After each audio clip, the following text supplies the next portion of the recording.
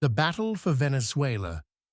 Venezuela is the perfect example of what happens when capitalism takes over a country, improves it economically for the few, and then socialism fights for the rights of the many.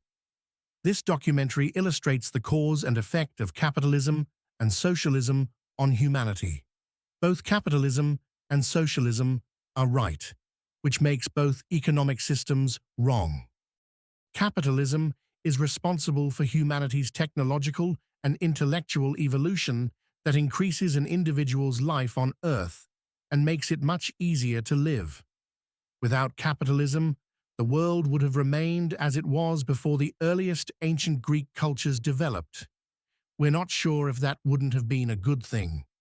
Capitalism caused the rise of ancient Greece, then of the great Roman Empire, and eventually of the United States of America.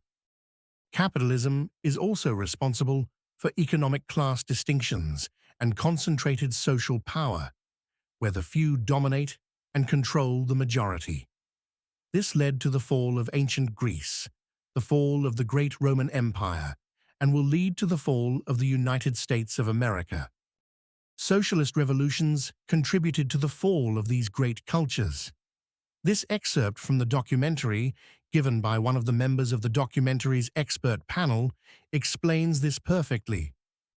Quote, "Some of Venezuela's leaders tried to create socialist revolution, and that led these people to destroy the whole business apparatus of the country." End quote.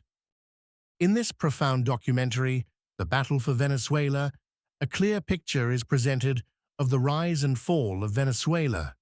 What is happening in Venezuela is exactly what happened to the Greeks and Romans. Why isn't it happening to the USA yet? The answer can be found by following the trail of money and oil.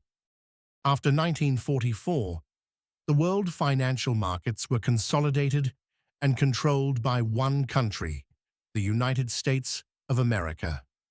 All currency of any kind found in the world was backed by the United States.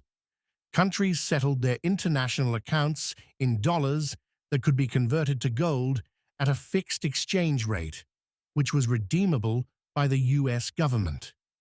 Thus, the United States was committed to backing every dollar overseas with gold, and all other currencies were pegged to the dollar.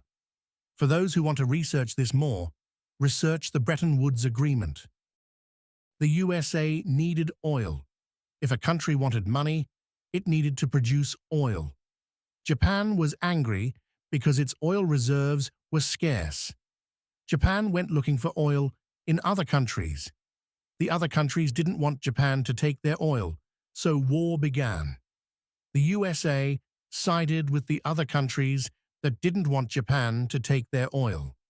Japan became angry with the USA because the US controlled Japan's economy and financial wealth, so it bombed Pearl Harbor. The United States controlled both the oil and all the world's financial markets. The US thought it deserved the right, because if not for US intervention in Europe during World War II, all Europeans would have become citizens of Germany's Third Reich. The United States of America has not fallen yet, nor will it fall, unless it loses control of oil and the world financial markets. Because of foreign investment in the US, foreign companies buying American companies and land, China, which has 3 times as many capitalist consumers than the US does, will eventually control the markets of the world.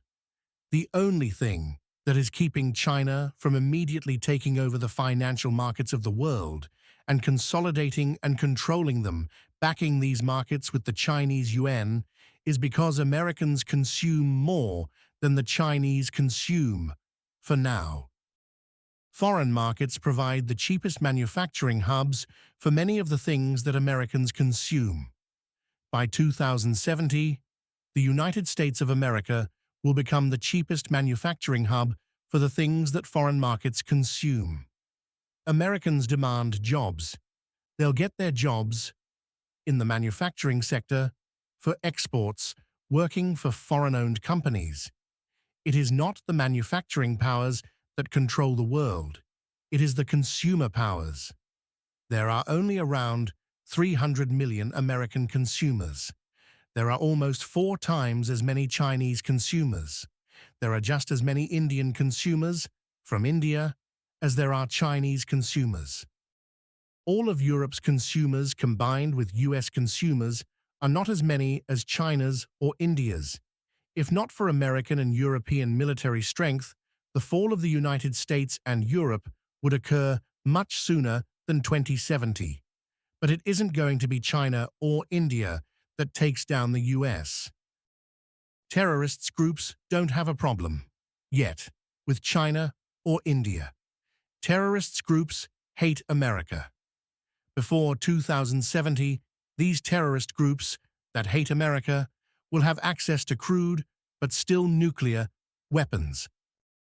We didn't learn a thing from the rise and fall of the Greek and Roman empires. There's only one solution that will save this world: bringing capitalism and socialism together properly to serve all of humanity.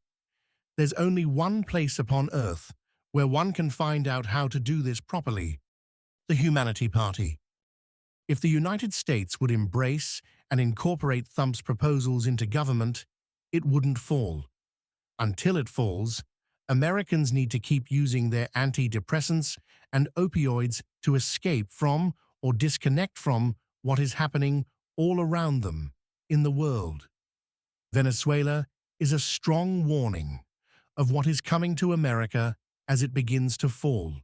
If interested, watch the documentary presented with this post. Thump has the solutions. No one else does.